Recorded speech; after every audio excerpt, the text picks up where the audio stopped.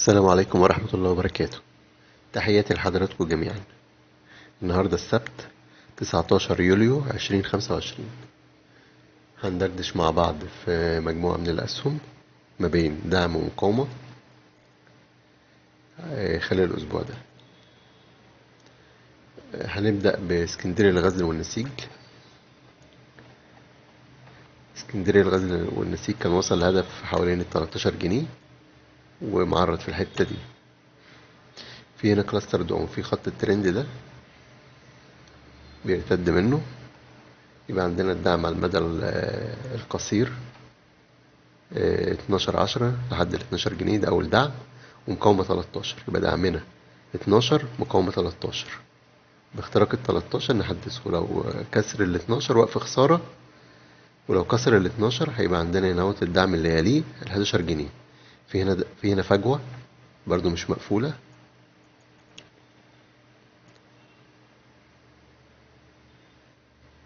عندنا فجوة عند ال 11 جنيه تقريبا.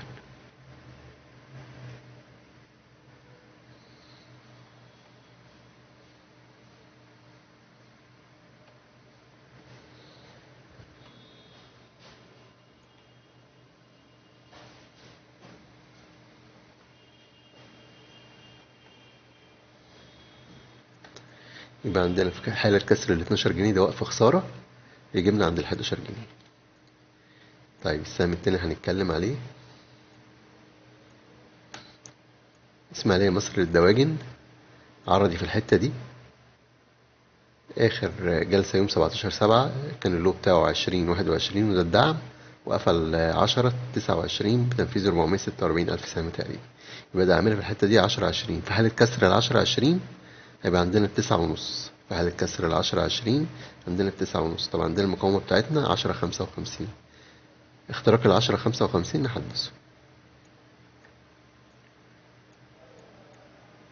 البنك التجاري الدولي كان عنده مقاومة عند 89 جنيه، جاب جلسة 15/7 وصل 89 فلات وقفل عندها.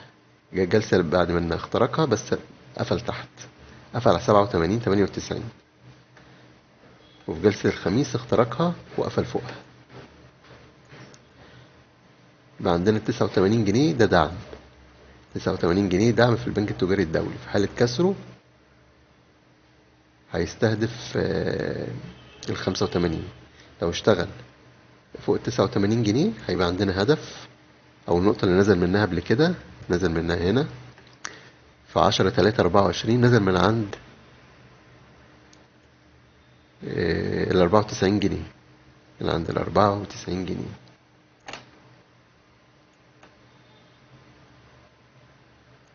كان حد سألني على اسكندرية لتداول الحاويات.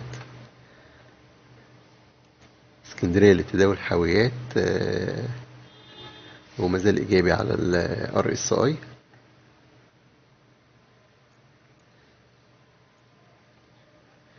على المدى المتوسط. طب على المدى القصير عندنا دعم هنا في الحتة دي، الشمال الأخرانية دي سلبية. عندنا دعم هنا في ال 22 جنيه. آخر جلسة قافل 23 جنيه و7 قروش. طيب هو بقاله بيجني بقاله 4 جلسات. على المدى المتوسط فيها إيجابي، طبعا على المدى القصير هو سلبي. على المدى القصير سلبي. عندنا دعم في الحتة دي عند ال 22/80، يليها 22/40 الدعم التاني. بعد الكسر كده الدعم ده هيبقى عندنا هنا دعم تاني عند ال 21/70 تقريبا، 21/70.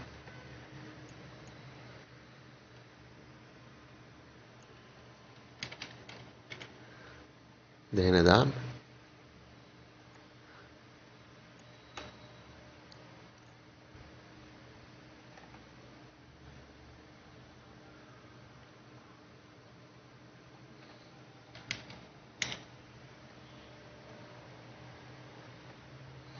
أكتر من دعم هيقابلك في حالة النزول.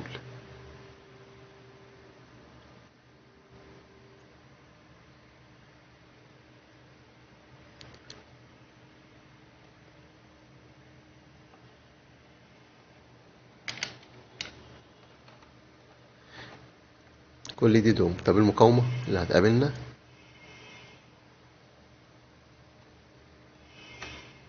23.70.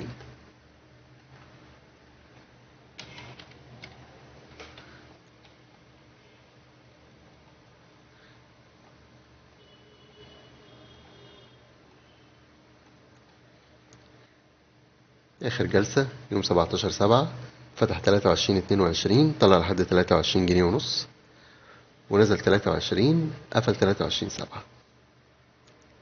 عندنا دعم 22.80 أول دعم، 22.40، 21.70. دي الدعوم بتاعتنا على المدى القصير.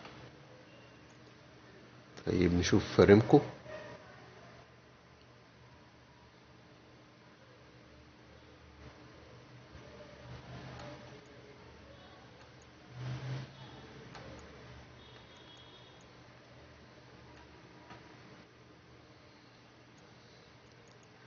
ريمكو لإنشاء القرى السياحية، كان في دعم رئيسي هنا في الحتة دي عند 3.45، كسره، اشتغل تحت منه جلسة،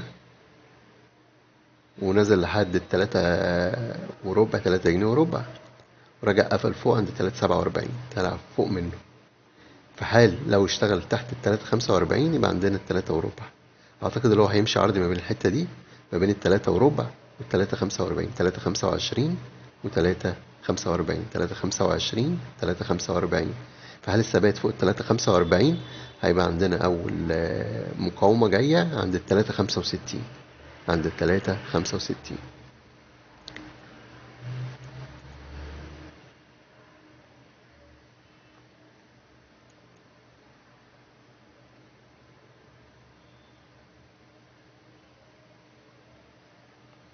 الوقت الحالي نقطنا ايه؟ 3.25، 3.45، 3.65.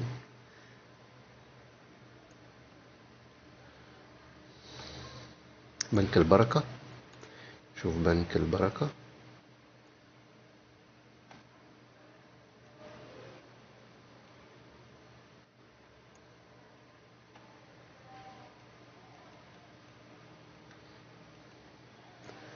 بنك البركة. طيب بنك البركة آخر جلسة فتح 12 جنيه، طلع لحد 12/7، واللو بتاعه 12.79، وكلوز 12 جنيه فلات، بتنفيذ 692 ألف سهم. هنا عشان يثبت فوق الحتة دي عايزين فوليوم أكبر، ويكونوا اشتغل فوق ال 12/10، دي شيء إيجابي. هيبقى أول مقاومة عندنا هنا عند ال 12.65، يليه هنا هدف عند ال 13 جنيه، نقوله 30 قرش تقريبا.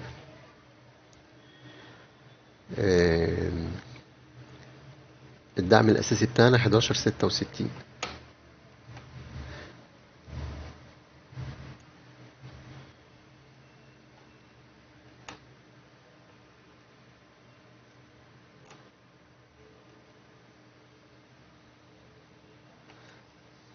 طيب في هنا أعتقد نموذج مقلوب برأس وكتفين مشوه، تمام. هو اخترق واشتغل فوق منه، بس هنا في خط ترند جاي من بعيد، كنت رسمه من فترة.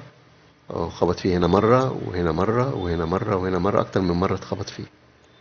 يعني بص معايا كده، لو تقلناه شوية وعملناه أحمر، بص معايا خط الترند ده جاي من سنة 23.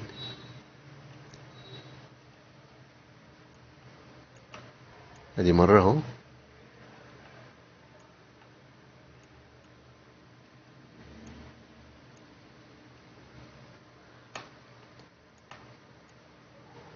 ودي مرة، دي بدايته.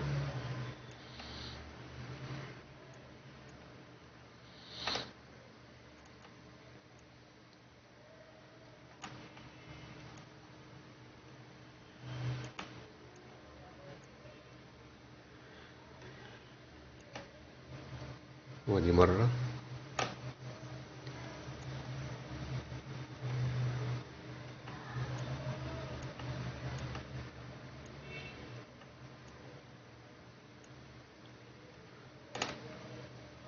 هنا اخترقوا ونزل، كسر ونزل ورجع اختبره تاني فوق اهو، بس الحتة دي اختبره تاني.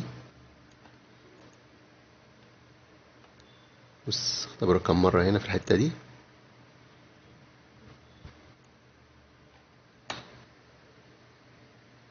يبقى الخط ده مهم جدا والخط ده قوي جدا. كون اللي هو اشتغل فوق منه هنا وقافل فوق منه دي حاجة كويسة. نعد كم مرة، ادي واحد، ادي اتنين، ادي تلاتة، ادي اربعة، ادي خمسة. يعني الدايرة دي فيها 3 مرات خبط فيه وارتد وطلع. يعني مرة هنا خبط كان ب9 جنيه و80 وصل لحد 13 جنيه. ودي هنا مرة، دي كده 6 مرات، ادي هنا 7. والشمعة دي قافل فوق منه. هيبقى عندنا أول هدف عند ال12 ونص. أول هدف، أول مقاومة عند ال12 ونص، اللي هي نسبة فيبوناتشي دي عند ال12 جنيه ونص. اخترقها وعداها، هننتظره عند ال13.40، من أول 13.30. ده بالنسبة لبنك البركة.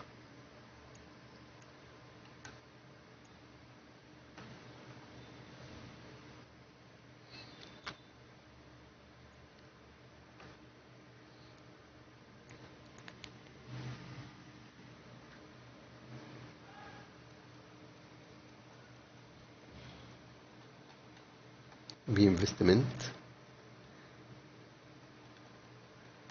كنت قلت كسر ال30 جنيه ستوب لوز.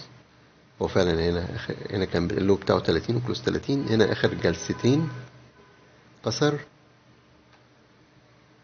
وشغال برضو تحت ال30 جنيه. ممكن دبل باك ويرجع ينزل تاني. عندنا المهم 27.70 دي نقطة دعم. 27.70 ما وصلهاش. السهم سلبي على المدى المتوسط، قصير إلى متوسط. يعني نقول مثلا من أسبوعين لشهر.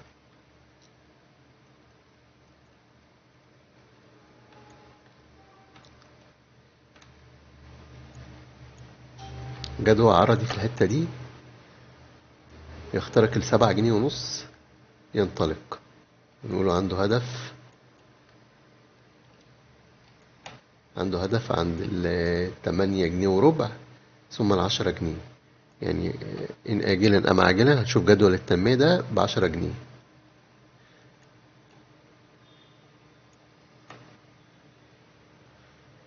طيب عشان ما ننساش حاجة، طيب نشوف المؤشر. المؤشر طبعا على المدى الطويل هو في اب ترند. طبعا على المدى القصير عندنا دعم في الحتة دي.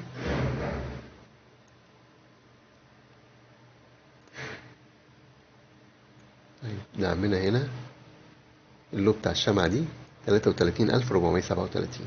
33,437. طب هو آخر جلسة قافل كام؟ 33,820. يبقى ده دعمنا. طب المقاومة بتاعتنا 34,500. 34,500. في حال كسر 33,000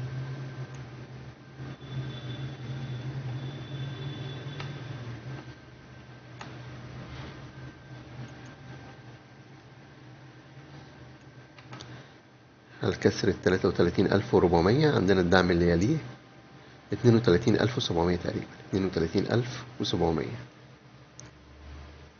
الايجكس 70 في خط ترند هنا عمال يخبط فيه.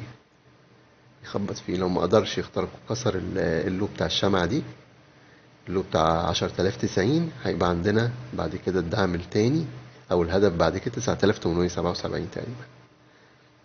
9,870. 9,870.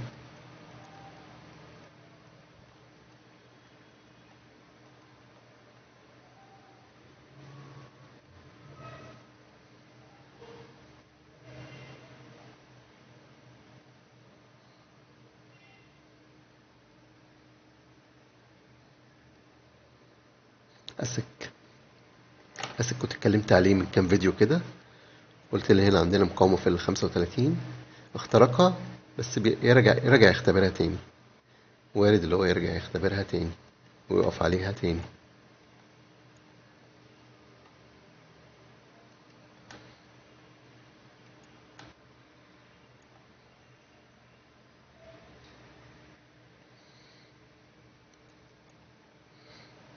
يبقى الدعم في الوقت الحالي عندنا هنا في ال35 جنيه ونص في أسك للتعدين 35 ونص دعم. هو هنا في آخر جلسة فتح 36 طلع لحد 36 87 وقفل 35 57.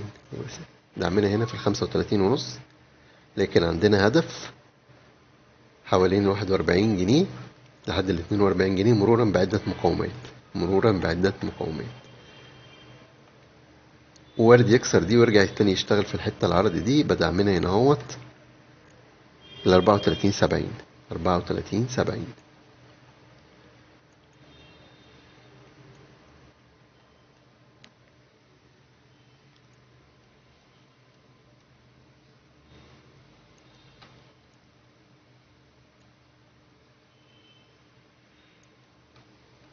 أمك عنده دعم في ال77 وعنده دعم في ال7 ونص. 77 7 ونص.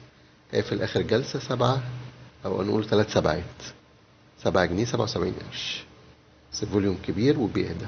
يبقى دعمنا ال77 ثم ال7 ونص. عندنا المقاومة هنا في ال8 جنيه. الناس اللي بتحب المتاجرة ما بين دعم ومقاومة. توفيق للتأجير التمويلي سلبي على المدى القصير. طيب عندنا هنا الحتة دي قافل 7 جنيه 79. الهاي بتاعه سوري قافل 3 جنيه 79. الهاي بتاعه 3 جنيه 83. لو اشتغل فوق 3 جنيه 83 هيبقى عندنا هنا اهوت أول مقاومة عند ال4 14 فيما دون ذلك. هنقول لحد ال4 12 بشرط اللي هو يشتغل فوق ال3 جنيه 3 جنيه 83 اشتغل فوق. ما اشتغلش فوق منها هننتظره تحت عند 3 55. مرورا بمقاومة ال3 95 لحد ال4. يبقى عندنا ال4 14 اختراقهم طبعا في هدف. لو اخترق الحتة دي في هدف عند ال5 جنيه 5 جنيه 20. بس اعتقد في الوقت الحالي الظروف مش مناسبة والمؤشر سلبي. وهنا كسر خط العنق ممكن يرجع يختبرها وينزل تاني عند نقطة على RSI عند 44 نقطة.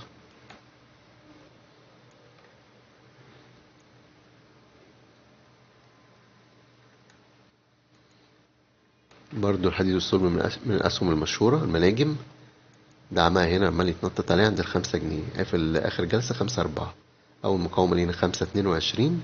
فحال اختراقها هنا في خط الترند ده عند ال5 66 أو ال5 60. 5 جنيه و60 قرش. خلي جاي الكندية من أسهم المضاربات المهمة اتكلمت عليه. عنده هنا دعم مكسور واستقر تحت منه. عندنا أول دعم بعد كده 3 جنيه 88. يليه ال3 جنيه 70.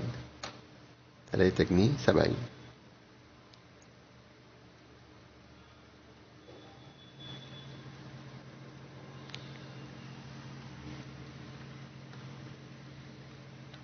الشمس الإسكان عندنا هنا دعم في ال67. وقلنا آخر جلسة فتح 7 66 طلع لحد 7 90 وكلوز على 7 82 بتقريبا 9 مليون سهم. هنقول الدعم القادم عنده هنا. خلينا في الدعم دلوقتي.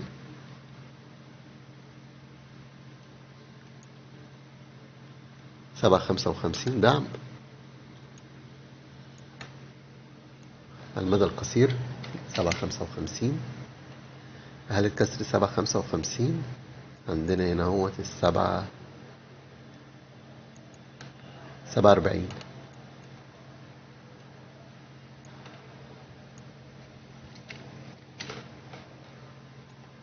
طيب مقاوماتنا ايه؟ مقاوماتنا 7 80 المدى القصير. 7 80 ثم 8 35.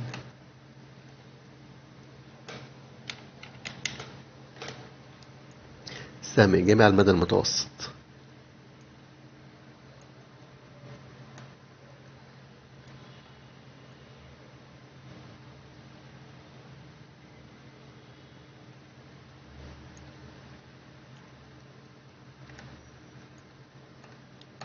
قيمة اخترق اكتر من مقاومة، هيبقى عندنا هنا اول دعم عندنا هنا اهوت ال9.45.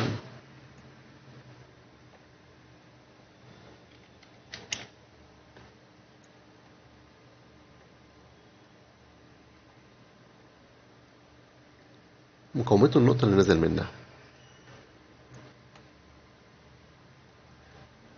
اللي عمل ورق راكتة، فوليومات قليلة، 4000 11000 فوليومات قليلة. الدعم 22.80 الدعم، مقاومة 23.70 باختراق ال 24 جنيه.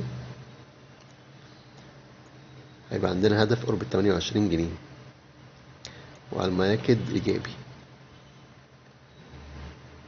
شيني فوق خط الترند، سهم إيجابي طالما فوق 10 جنيه وربع فهو إيجابي. أول مقاومة عندنا 10.74. كل ما الفوليوم يزيد يبقى عندنا ممكن وارد ان احنا نوصل ل11 جنيه ونص. كسر 10-20 دلوقتي هيبقى عندنا بعد كده دعم 9.80 ثم 9.5.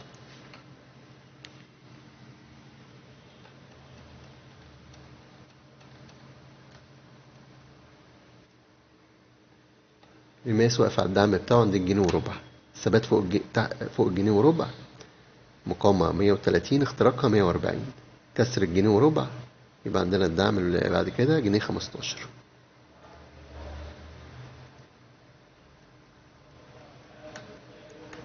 باندا قرب ديري في المثلث لسه مخرجش منه، كنت المثلث ده رسمته من فترة.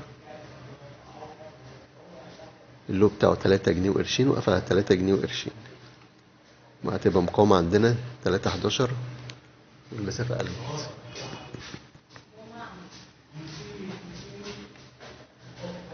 أو الحيز اللي هو شغال فيه قل.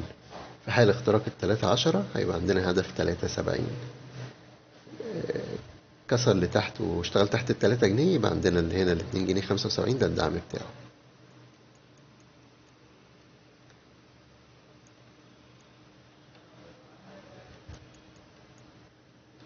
عندنا هنا في عز بورسلين قافل 33 جنيه و80 قرش. عندنا ال 32 ده دعم مهم، 32 دعم مهم، 32 جنيه دعم مهم. القبضة الكويتية عندها مقاومة هنا اهوت في 26، وعندها دعم هنا اهوت على المدى القصير عند 25 جنيه فلات. 25 جنيه فلات هو قافل 25 جنيه 59 قرش.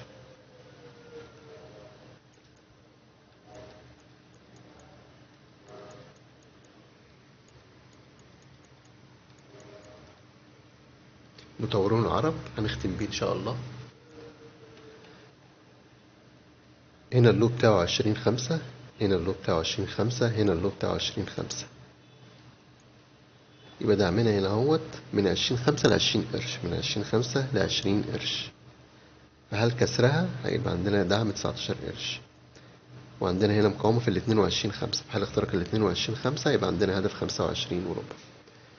نكتفي بالقدر ده. اي حد ليه اي استفسار يا ريت يسيبولي في الكومنت نعلق عليه في الفيديو الجاي. دمتم في امان الله. السلام عليكم ورحمة الله وبركاته.